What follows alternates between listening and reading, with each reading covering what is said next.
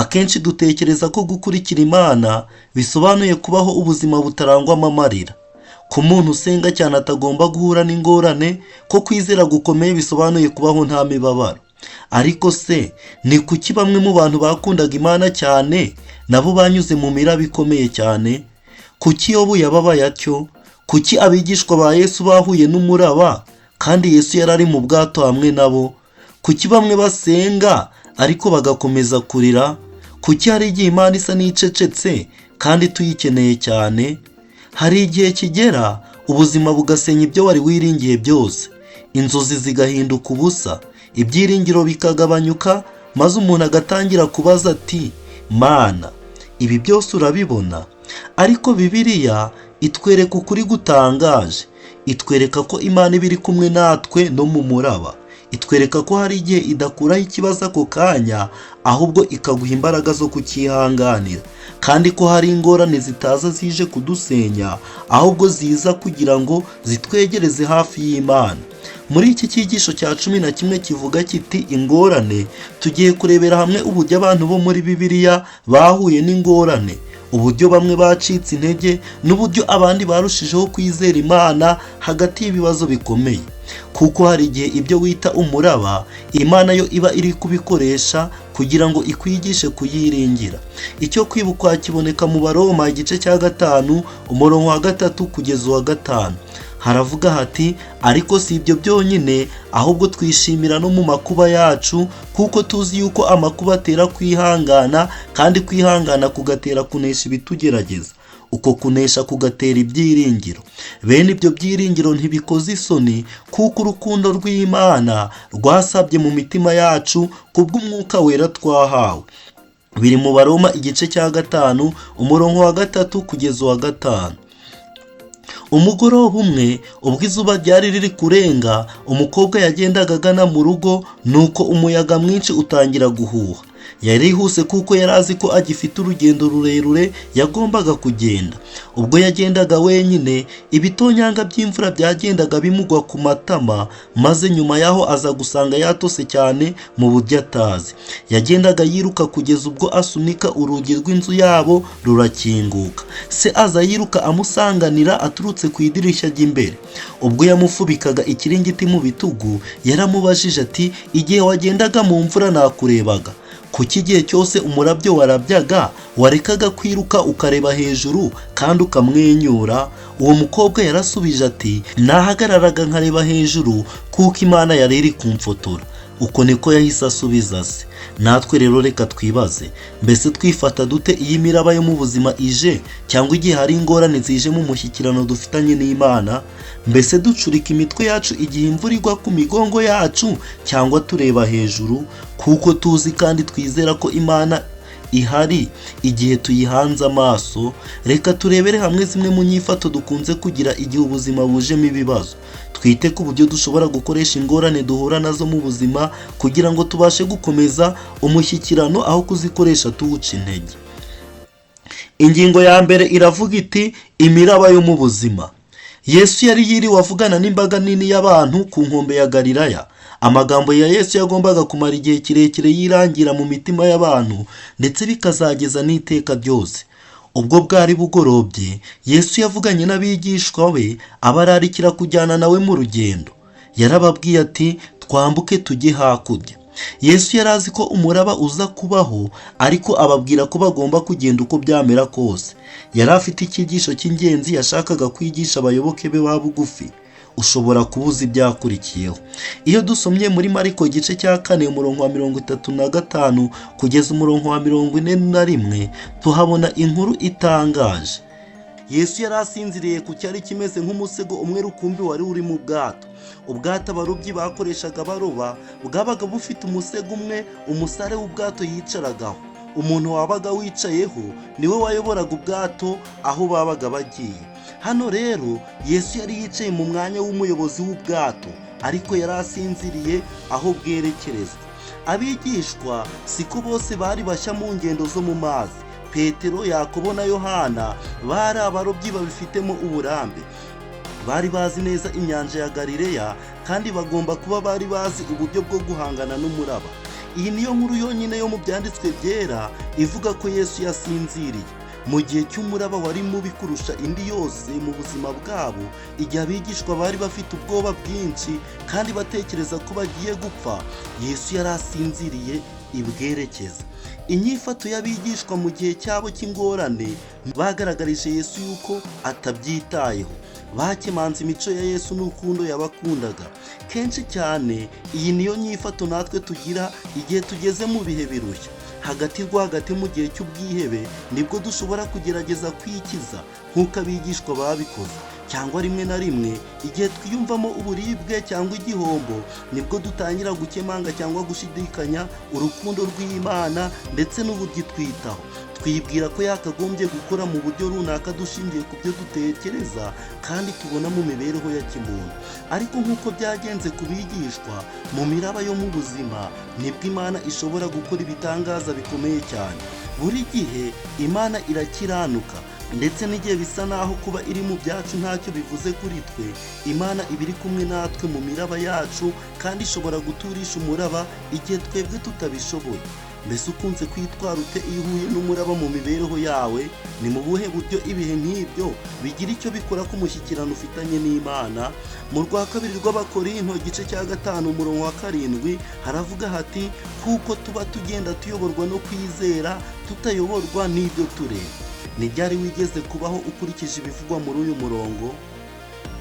Ingingo ya 2 iravuga iti kira. Tekereza ikivunge cy'abantu benshi bari bari ku nkombe y'inyanja ya Galileya.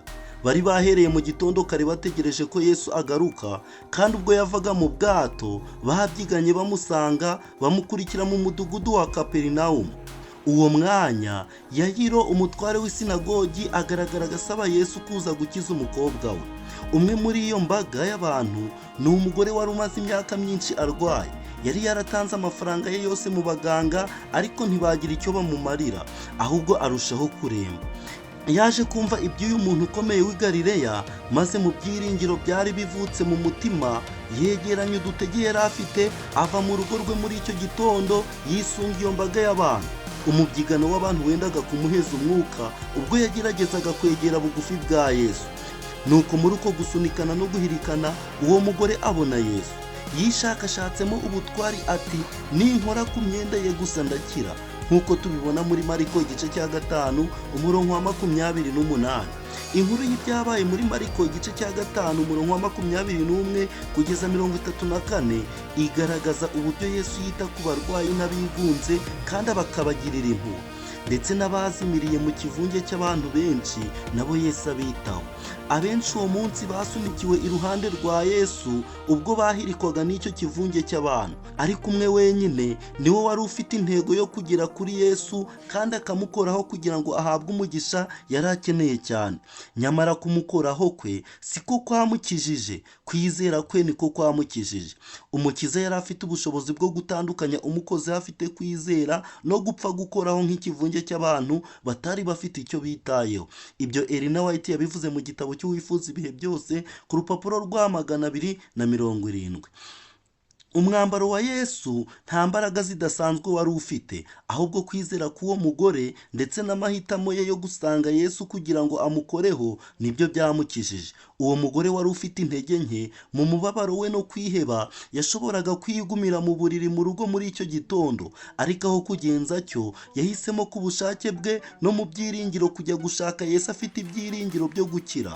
Kumurebera kure ntabwo byari bihagije, yegereye hafi ye. Muri iki gihe Yesu aturarikira gukora nk'iby'uwo mugore yakoze. Aravuga ati, mwese abarushye n'abaremerewe nimuze munsange ndabaruhura. Mwemere kuba abagaragu banjye, munyigireho, kuko ndi umugwaneza kandi noroheje mu mutima, namwe muzabona uburuhukiro mu mitima yanyu. Ibyo biri muri Matayo igice cya 11 umurongo wa 28 n'uwa 29. Ingingo ya 3 iravuga iti Yobu. Iyo dutekereje ku ngorane zivugwa muri Bibiliya, ahari Yobu niwe muntu wa mbere uhita uza mu ntekerezo zacu. ntabwo yabuze ubutunzi bwe bwose gusa, ahubwo yabuze n'abana be ndetse n'ubuzima bwe buhura n'ingorane.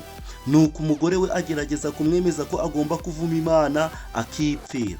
Nyuma y'igihe runaka, inshuti eshatu zaje gusura Yobu zaguye mu kantu zibonye ukasa, ku buryo zicaranye nawe zikabura icyo zivuga, zikamara iminsi 7. Nyuma yaho, ubwo zagiraga icyo zivuga, zagerageje gutanga impamvu za kimuntu zishobora kuba zaratumye ibyago nk'ibyo bigera kuri Yobu. Nyamara mu gukora zityo, zabaga ziri kongera umubabaro we zitabigambiriye. Inshuti eshatu zashize amakosa kuri Yobu, zivuga ko ashobora kuba afite icyaha yahishe mu mibereho ye agomba kwihana. Ziravuga ziti, ni ukuri aho nibwo buturo bw'ukiranirwa, kandi aho niho hantu h'utazi Imana. Ni amagambo bamubwiye nk'uko tuyabona muri Yobu igice cya 18 umurongo wa 21. Mbese Yobu yabyifashe mate? Iyo dusomye muri Yobu igice cya 19 umurongo wa 23 kugeza 27, na Yobu igice cya 23 umurongo wa 8 kugeza wa 12, tubona ko nubwo Yobu yari akikijwe n'ibiteye ubwoba kandi akaba atarasobanukiwe n'impamvu yabyo, Yobu yakomeje kuba indahemuka, yakomeje kwiringira Imana. Ntabwo yahereje icyaha ku Mana cyangwa ngo ayivume. Ibiramambu ubwo yasakiranaga n'igishuko cyo guhereza ikosa ku Mana, yaravuze ati, navuye mu nda ya mama nambaye ubusa, nzasubira mu nda y'isi ntacyo nambaye. Uwiteka niwe wabimpaye, kandi Uwiteka niwe ubintwaye. Izina ry'Uwiteka rishimwe. Natwe turi hagati mu rugamba rumeze nk'urwo. Satani aduteza uburibwe, imibabaro, ibihombo ndetse n'ibirushya nk'umugabane w'umugambi wo kugoreka uburyo tubonamo Imana y'urukundo. Mu bihe nk'ibyo dushobora kwifata mu buryo bumwe muri ubu bubiri. Ubwa mbere ni uguhereza ikosa ku Mana no kwihakana, cyangwa se tugashikama kuri yo n'imbaraga zacu zose. Nubwo urugamba rurushaho gukomerera ahatuzengurutse, tugomba kwibuka ko mu mucyo w'ibyiteka byose, amakuba y'igihe gito n'ibigeragezo bitaramba. Kuri iyo shusho hari byinshi cyane birenze ibyo tubona hano muri iki gihe, kandi kimwe mu bintu bikomerera umwizera ni ukwiringira Imana mu bihe bicuza umwijima. Mu buryo bwinshi, Imana yaduhishuriye ukuri kw'impamo k'urukundo rwayo. Tugomba gushikama kuri uko kuri kw'ingenzi. Uko kuri nta kundi ni urukundo rw'Imana. Nubwo muri uwo mwanya twebwe tuba tutarwumva, ariko urwo rukundo rw'Imana ruba ruri hamwe natwe. Ingingo ya 4 iravuga iti, inzira ijya Emawusi. Mu byumweru bike byari bishize, hari habaye ibintu bikomeye. Mu nzira ijya Emawusi, abigishwa babiri bari barimo biyibutsa bimwe muri ibyo bintu hamwe n'ibiganiro bari barumvise. Kwinjira muri Yerusalemu nk'umuneshi ndetse no kweza urusengero. Pasika yabereye mu cyumba cyo hejuru, amasengesho Yesu yasenze ari Getsemani, ubugambanyi bubi bwa Yuda, gucirwa urubanza, gukwenwa ndetse no gukubitwa. Umubiri wa Yesu washenjaguwe umanitswe ku musaraba, ndetse n'amagambo aheruka yavuze mbere yuko umutima we uca ubwo ikirere cy'igicamunsi cyahindukaga umwijima. Gutabukamo kwirangira k'umwenda wo mu rusengero, gukinguka kw'ibituro by'abera, gukura umubiri wa Yesu ku musaraba mu buryo butuje no kuwushyira mu mva mbere yuko isabato itangira. Nuko urujijo, gucika intege ndetse n'ibibazo biza mu bitekerezo by'abigishwa. Abayoboke ba Yesu bari babonye ibyo batari biteze, bacitse intege kandi bari mu rujijo. Iyi niyo yari ingorane ikomeye kurusha izindi zose yari ije mu buzima bwabo. Icyo batari babonye nuko icyo cyari igihe gito gusa mu nkuru ikomeye y'ibihe byose. Ubwo babiri muri bo bari mu nzira ijya Emawusi, Yesu yarababonekeye agendana nabo, maze agirana nabo ikiganiro kiri muri Luka igice cya 24 umurongo wa 13 kugeza 27. Ubwo amaso yabo yarahumutse, abigishwa babiri bihutiye kujya i Yerusalemu kubwira abandi ibyabereye mu nzira. Ubwo Yesu yazaga agahagarara hagati muri bo, bagize ubwoba bwinshi cyane. Yesu yarababajije ati, ikibahagaritse imitima ni iki, kandi ni iki gitumye mwiburanya mu mitima yanyu? Ayo magambo tuyabona muri Luka igice cya 24 ku murongo wa 38. Ubu ni ubutumwa bwa Yesu no kuri tw'uyu munsi. Kenshi cyane twibagirwa ko Yesu agendana natwe mu bikombe byacu. Inshuro nyinshi ntabwo tumumenya. Kenshi cyane twibagirwa ko hari byinshi byiyongera kuri iyi nkuru. Inshuro nyinshi twumva duhagaritse imitima kandi tukemera ko gushidikanya kuvuka mu mitima yacu, tukibagirwa ko Yesu arindiye ubuzima bwacu mu biganza bye, kandi ko kenshi cyane dutekereza ko tuzi neza ibibera mu buzima bwacu kurusha uko Yesu abizi. Bibiliya itanga inama nziza yerekeranye n'uburyo twebwe nk'abakristo dushobora kwitwara mu bibazo n'ingorane. Mu Bafilipi igice cya 4 ku murongo wa 6 haravuga hati, ntimukagire icyo mwiganyira, ahubwo ibyo mushaka byose bimenwe n'Imana, mubisabiye, mubyingingiye kandi mushima. Ingingo ya 5 iravuga iti, reba Yesu. Mbese hari ubwo wigeze wifuza kureba Yesu igihe wari ucitse intege? Mu gitabo cy'inyandiko z'ibanze ku rupapuro rwa 82 kugeza 83, Elie White yanditse inzozi yagize. Tekereza nawe wisanzure muri izi nzozi. Elie White yaranditse ati, nasaga n'uwicaye nihebye cyane, nubitse umutwe mu biganza byanjye ntekereza nti, iyaba Yesu yari ku isi nahita musanga nkikubita ku birenge bye maze nkamubwira imibabaro yanjye yose. Ntabwo yantera umugongo, yangirira imbabazi, kandi namukunda ndetse nkamukorera igihe cyose. Nuko uwo mwanya urugi rurakinguka, maze umuntu wari ufite igihagararo cyiza kandi asa neza mu maso arinjira. Yandebanye impuhwe maze aravuga ati, mbese urifuza kureba Yesu? Ari hano kandi ushobora kumureba niba ubishaka. Fata ibyo ufite byose maze unkurikire. Aya magambo nayumvanye ibyishimo bitavugwa, maze n'umunezero mwinshi negeranye utuntu duke nari ntunze. Imitako yanjye yose nahaga agaciro, maze nkurikira uwanyoboraga. Yanjyanye ahantu hahanamye cyane, ku ngazi zagaragaraga ko zidakomeye. Ubwo natangiraga kuzamuka ingazi, yampaye amabwiriza ko ngomba gukomeza guhanga amaso yanjye hejuru, bitaba ibyo nashoboraga kugira isereri maze nkagwa. Abantu benshi bazamukaga ako gacuri bajyaga bagwa bataragera hejuru. Amaherezo twaje kugera ku ngazi ya nyuma, maze duhagarara imbere y'urugi. Aho niho uwari unyoboye yantegetse gusiga ibyo nari nitwaje byose. Narabirambitse hasi nishimye, maze akingura urugi arambwira ngo nininjire. Mu kanya gato nari mpagaze imbere ya Yesu. Nta kwibeshya kwariho mu maso he, hari heza cyane. Nta wundi washoboraga kugira indoro ye, yarabagiranagamo ineza n'igitinyiro. Ubwo yakomezaga kunyitegereza, nahise menya ko azi ibyambayeho byose mu mibereho yanjye, ndetse akaba azi n'ibyo ntekereza byose n'ibyo nibwira. Nagerageje kwikingiriza mu maso ngo ye gukomeza kunyitegereza, kuko numvaga ntashobora kwihanganira ko akomeza kunyitegereza. Nyamara yaranyegereye aramwenyura, maze andambika ikiganza ku mutwe aravuga ati, ntugire ubwoba. Ijwi rye ryiza ryumvikanye mu mutima wanjye, riwutera umunezero ntigeze ngira na rimwe mu buzima bwanjye. Nagize ibyishimo byinshi ku buryo ntashoboraga kugira icyo mvuga, ariko nasabwe n'ibyishimo bitavugwa, maze nikubita imbere ye. Ubwo nari ndambaraye aho natentebutse, neretswe ibintu byiza by'agahebuzo, kandi nasaga n'uwageze mu bwiza n'amahoro by'ijuru. Hashize umwanya imbaraga zanjye zaragarutse, maze ndabyuka. Yesu yari akimpanze amaso ye yuje urukundo, maze kumwenyura kwe byuzuza umutima wanjye ibyishimo byinshi.